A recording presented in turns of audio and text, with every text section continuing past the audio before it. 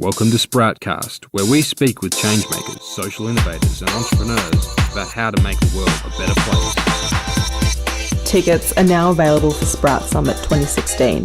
This year we're in Melbourne on the 29th of July. Check out sproutsummit.com for more information or to sign up to our newsletter for the latest program updates and announcements. We hope to see many of you there and that you have the opportunity to meet other Sproutcast listeners and hear from more amazing speakers on doing business and doing good.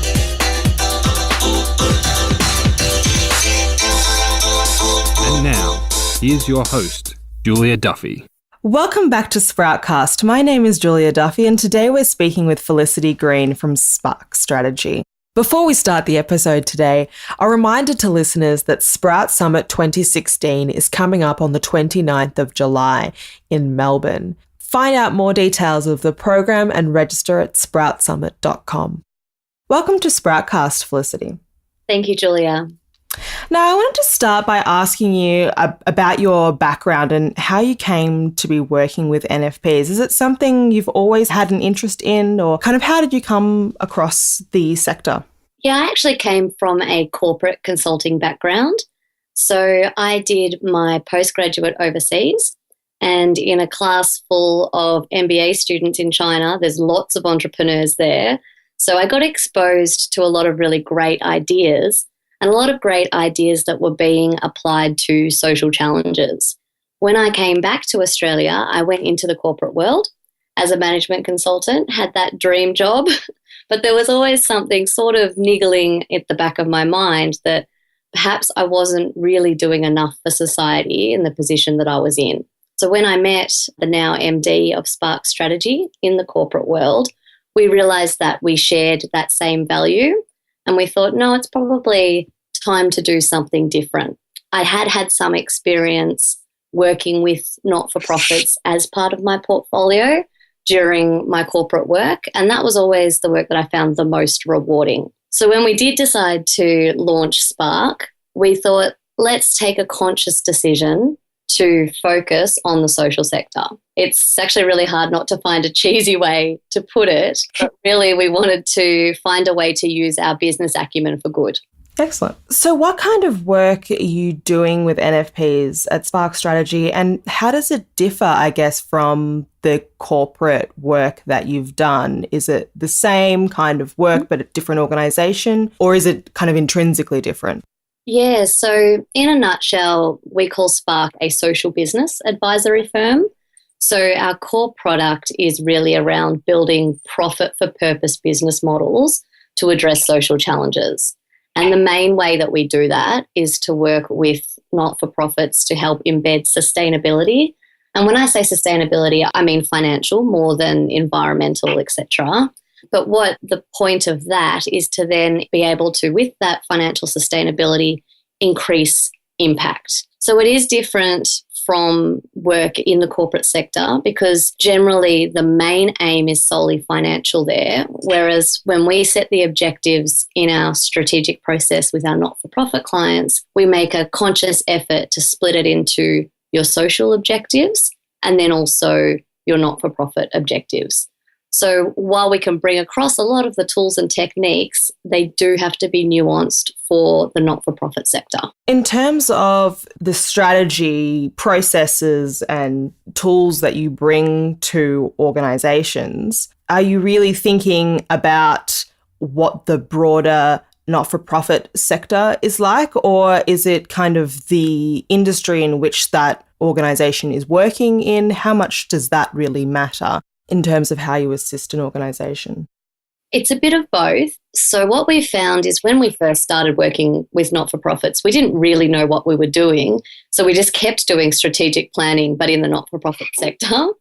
And then after a while, we realised what was actually more valuable and where we could use our skills was around the actual business model rather than broader just strategic planning processes.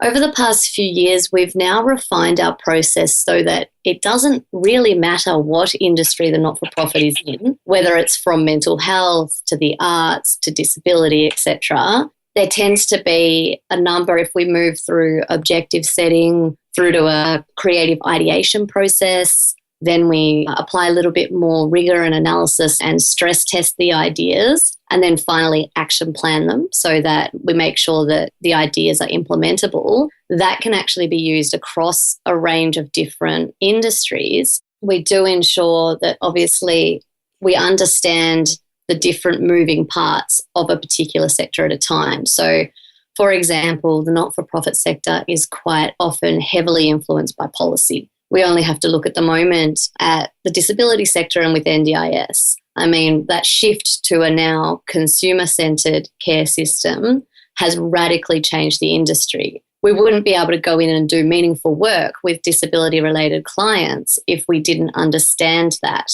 But I think another important point is that everything is always constantly changing. So especially for emerging leaders who are looking to establish their own social enterprises or not-for-profits, it's really important to understand that we're not in a static environment. And so that just as importantly as analysing and taking into consideration the context is actually making sure that the model that you're building is agile and it has the ability to pivot and recognise that if you pull one lever, if this happens, one lever, if that happens, that's probably the strongest position that you can be in to respond to a dynamic environment. Excellent. So the kind of skills that you think would be beneficial to emerging leaders, it sounds like, is really that ability to pivot where needed and to respond to a changing environment. Could you talk a little bit about other skills that you think are really important in establishing a new organisation and that would help a leader to help the organisation flourish? Yeah, absolutely. The first one is probably a little bit more of a philosophy than a skill, but we always say, and it sounds a little bit hippie, but we always say within our organisation it's important to choose love, not fear. I think if you go through all the different reasons why not to do something, you'll find a lot of reasons why not to do it. So sometimes just backing yourself and jumping in and biting and then figuring out how to chew later is actually really powerful. Of course, it would be remiss of me not to say to nail your business model is key.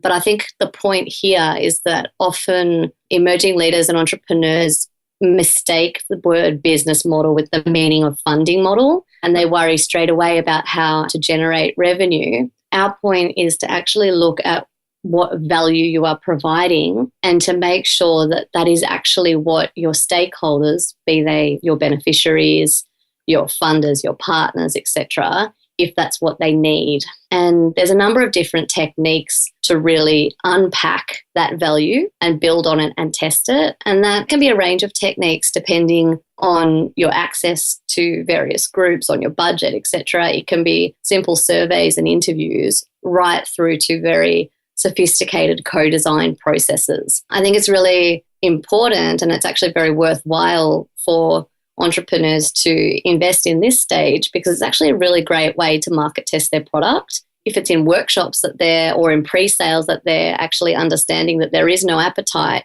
that's a much cheaper way to fail than having gone ahead with the idea that they think is great and then no one taking that up in the market. Another one would also just be, another skill would be the ability to facilitate innovation within your own team. I think emerging leaders often think that they need to have all the ideas. But if you can really surround yourself with others and be able to facilitate that creativity and then have some tools to test those, that's equally as powerful as being that genius with the inspiring idea itself. And then, of course, above all else, I do think it is that ability to pivot and not get too maybe emotionally attached to an idea if things do need to change. There are elements out there that you cannot control. So if you can be nimble and agile, and that's actually a really great advantage of a new organisation as opposed to maybe something a bit more mature with a lot of structure, then you can actually turn that into an opportunity. So it's an interesting point that you picked up on the end there, Felicity, and I think it's something that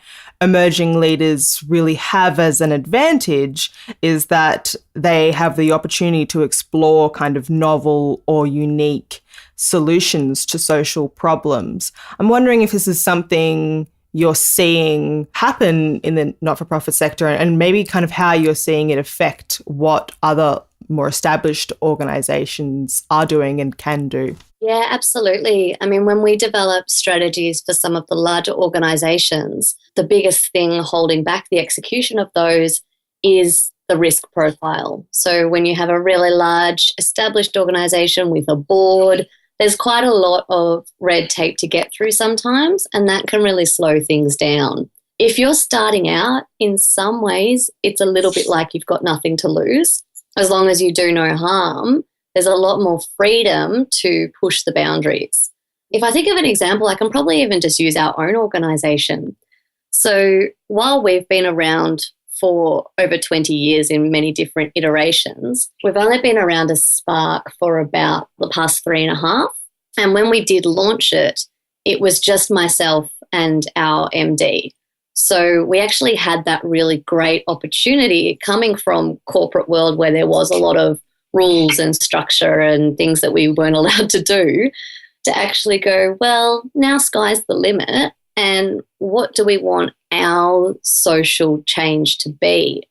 And while it took us a while to figure out exactly where we were best placed to provide value, it meant that we could actually try a few different things. And that flexibility has been really great because it's let our own theory of change develop over time.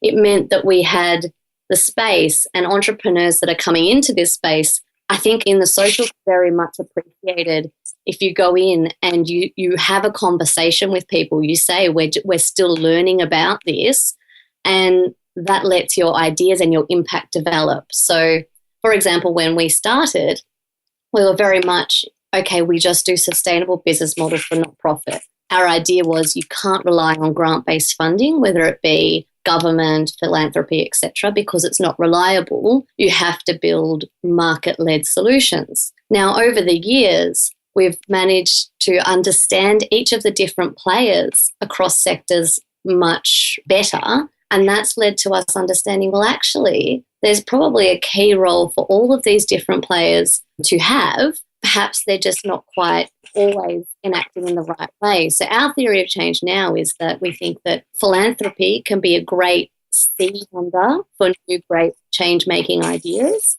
And then the not-for-profits are usually the advocacy or the service providers of that. Corporates, and we're really working hard now to match corporate resources and commerciality with not-for-profits for the social need, but corporates really bring that commerciality there. And then finally, government is the vehicle for scale. Now, if we were a big existing organisation, we wouldn't have had that freedom to go in there and learn and develop. And I think that that is something that change makers entering the market, if they're just open to perhaps their idea growing over time, that's a really great advantage, and that can lead to much greater impact. Excellent. Now, starting an organisation, I'm sure everyone realises, can be very challenging, and the need for outside assistance or mentors or incubators, these are ideas that people are familiar with, and that it's fairly established that new organisations might go down those paths. I was wondering if you had any kind of alternative suggestions or to build on some of those ideas that people starting something may not be aware of. Yeah, absolutely. Look, I believe that all types of partnerships are really key to the success of an organisation, and whether that's a partnership with an incubator, which can help you with networks or some of those commercial skills, or if it's a relationship with a funder, etc. I just think that it's very key that there's so much to do when you're starting an organisation to build a really powerful network around you. But I also think that any type of partnership that you're looking to seek as an entrepreneur does need to be managed, and there needs to be a clear objective of what you want out of the partnership. So getting people with different skills, asking for things like in-kind contributions rather than necessarily cash all the time can be really powerful. If you're a not-for-profit and you're wanting to partner with a corporate, it's really important that you're aware of what the corporate's mission is and making sure the value that you're providing in a social sense aligns to that. And then also that you're providing back the right kind of reporting that the corporate they can then use to engage their staff, to demonstrate to their own audience what they're doing. A partnership is something which can really take your organization to the next level. It can take a lot of the stress off you, but it is something which requires a lot of work. And in sometimes I think it's really useful if you map out what you're wanting from a particular partnership and over time checking if you've reached those milestones. And if you haven't, having a really honest conversation with yourself as an organisation and saying, well, perhaps we don't need to continue putting the investment into this relationship. We can just let it bubble along. We actually have a couple of really great resources on partnerships, which are just available on our websites. If any of the entrepreneurs are interested in seeing the different types of typologies, we explain a little bit about how to avoid ending up in just a big love-in relationship that goes nowhere and getting to more of that sort of ideal Brangelina power couple type relationship. Excellent. So partnerships are definitely a great way for some types of new organizations to maximize their outcomes and scale their business models. And that is something that you'll be speaking about at Sprout Summit. So anyone who is looking for a little bit more information on that should definitely consider registering to attend Sprout Summit on the 29th of July this year. And before we leave that subject, I did want to ask about, so you mentioned partnerships that may not be doing well or, may not be achieving what you want them to achieve for your organization. Do you have any suggestions for, I guess, how to deal with a partnership like that, or perhaps a partnership that goes south in a more significant way that may be damaging your organization, and how to, I guess, extract yourself from that? Yeah, absolutely. I think that it's all about having authentic communication and making sure that you're not damaging your own brand or your own reputation when trying to perhaps negotiate out of a partnership. A lot of the time, it's just about bringing the human element back in, and whoever your contact is in that organization, just having one of those conversations about what are you getting out of this? What are we getting out of this? A lot of the time when you think a partnership is over, it actually can still be fixed. And I think there's a really great vehicle now for that. And it's the movement called the shared value movement. It's something that's become, it's a little bit of a craze at the moment. And while it's nothing that new under the sun, it essentially is creating a language for not-for-profits and corporates to enter into an initiative that provides significant value for both of them. So shared value basically means that it's an initiative that returns both business value and social impact. So I would suggest that if there's a partnership that perhaps isn't going so well, we say, let's just stop doing what we're doing now, and why don't we try a separate project that's a little bit different from what we're doing now, and we'll see if it can benefit both you and also our mission. And while we're waiting to see some really great examples come out of this, it's a language that's being used now as a nice vehicle to keep partnerships quite clean, but also to get some more of the very serious players in this area and say, let's see what we can do in terms of bringing your corporate resource and also your things like your data, your channels, etc., to the social sector. Before we leave the subject of partnerships as well, we probably should jump back and discuss how it is that you might go about finding a partnership and knowing that it's the right one for your organisation at the point in which it's at the time. Yeah, absolutely. So there's a whole range of partnerships that I think are valuable for young change makers starting out. And I guess sometimes the best one is more about finding your tribe. And that's finding other like-minded people that are doing similar types of things that you can share learnings with, perhaps share resources with. So a great place to start would be looking at those organisations that clearly are interested in social purpose as well as business. We have found that the B-Corp community has been an absolutely fantastic one for developing our own partnership network, because these are businesses that have gone through their rigorous international audit to prove that they are really trying to do something better for the world as well as shareholder return. So while they might not end up being straight business partnerships, they're still extremely valuable. And they can, down the track, lead to things such as referrals, which can help your business. But also it's just really great from that values perspective and that finding your tribe perspective to know that there are others out there doing similar things that you're doing. If you're looking for more of a transactional funding type of relationship, it would be doing a bit of research about those that perhaps have markets in areas that you're trying to address your social problem, and then doing some really great research into what their strategic priorities are and seeing whether your pitch to them can align to that. I hear time and time again from our corporate networks that they're getting a lot of not-for-profits and social enterprises come to them with a pitch that they would love to be able to fund, but there hasn't been that preparation to align it to, say, the 5 key goals of that organisation's CSR strategy, and therefore they can't fund it. So I would say it would be worthwhile doing some research, then perhaps trying to meet some people in those organisations, and it doesn't necessarily have to be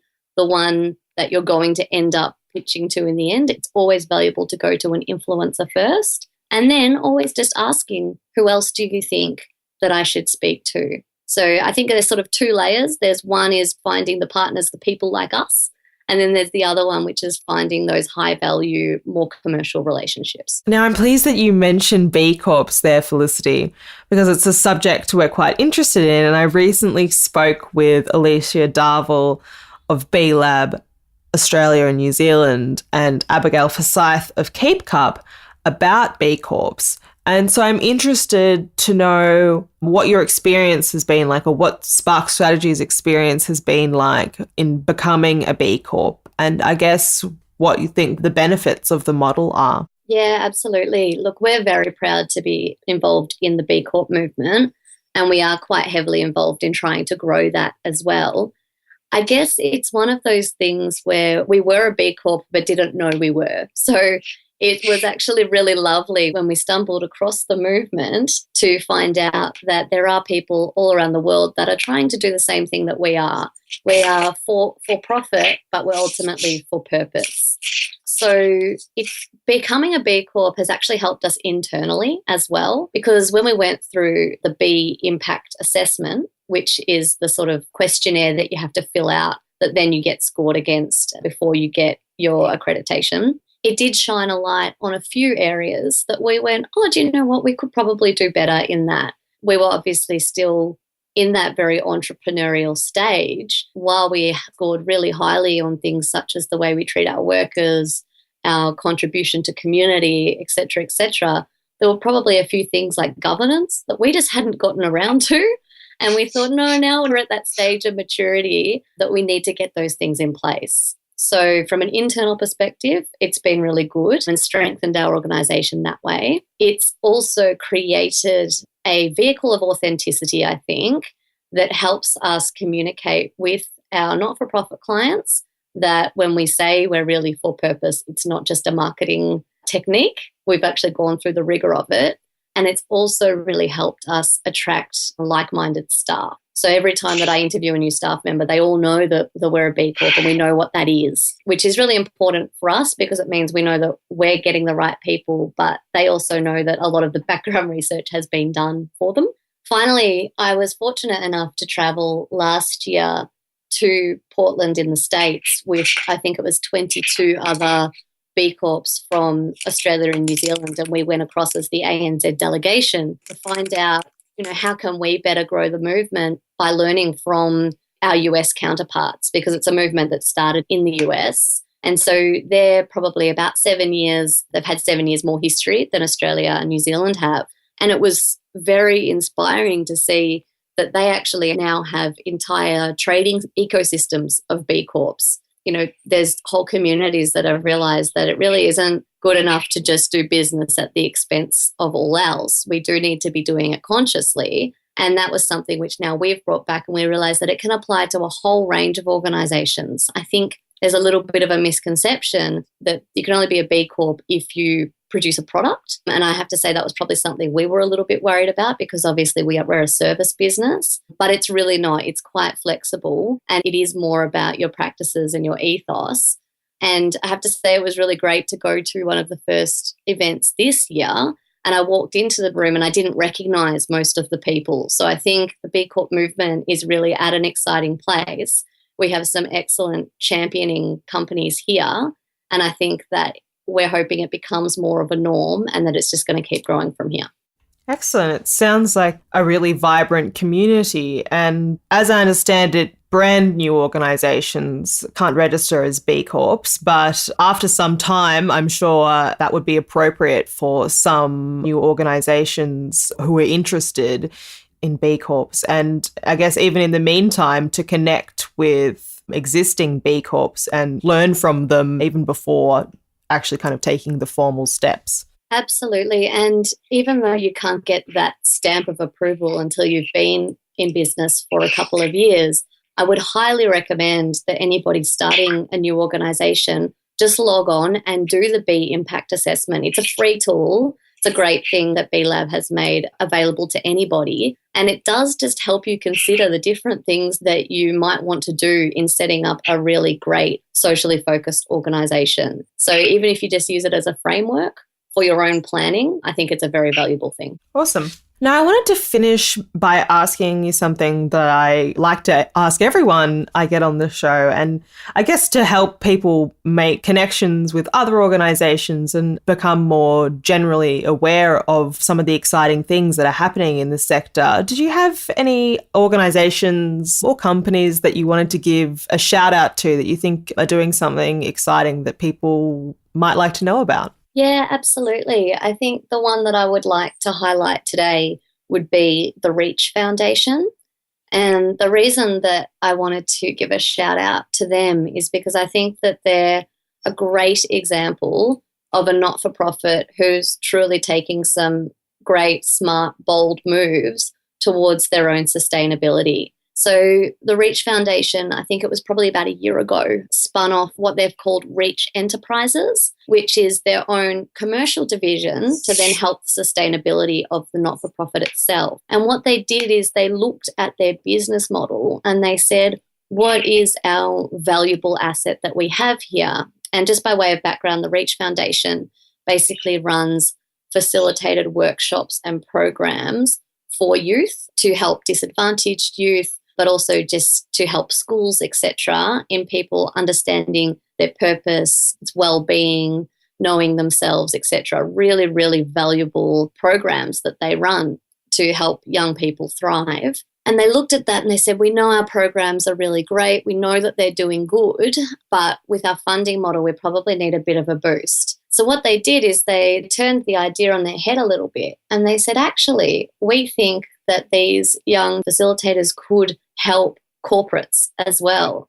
And they've spun off this great product where they can go into workplaces and basically work with board members. They have 16-year-olds facilitating these amazing sessions which help with corporate communication, team cohesion, etc. And that is now its own sustainable business revenue. They're really excellent and looking at partners, which is probably another reason why I wanted to mention them today, where once they've got a customer, they then look and say, well, how can we partner with you and co-create and co-deliver something? So actually just last week, we've developed something with them. We've done our own little shared value project where we said we're frustrated that sometimes when we do strategic planning, a blocker to that getting implemented is cultural buy-in. So now they said, well, we can handle the cultural part. So they've developed, we're going to just test in the market and see whether there's appetite for it or not, a joint product where the Reach Foundation, their facilitators will come in and do a whole set of activities to shake things up, whether it's with board members or executive members, etc.,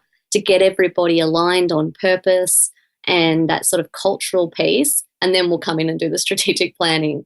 So I just wanted to highlight them as being a really innovative organisation that just tries things. If it doesn't work, they try something else. And there's a lot of energy behind it, and that's really paying off for them. Excellent. That sounds really fascinating. And I'm sure a lot of people will like to check them out or to learn from what they're doing. And so I guess to finish off today, I just wanted to remind everyone that Felicity will be speaking at Sprout Summit 2016 on scaling your organization through partnerships, which we've kind of talked a little bit about today. But if you want to see her in person and to hear more about that subject, definitely check out Sprout Summit and go to sproutsummit.com for details on registration. So thank you so much for speaking with me today, Felicity. It's been a real pleasure to have you on the show. No, thank you, Julia. One more quick thing before you go. Tickets are now available for Sprout Summit 2016. This year we're in Melbourne on the 29th of July. Check out sproutsummit.com for more information or to sign up to our newsletter for the latest program updates and announcements. We hope to see many of you there and that you have the opportunity to meet other Sproutcast listeners and hear from more amazing speakers on doing business and doing good.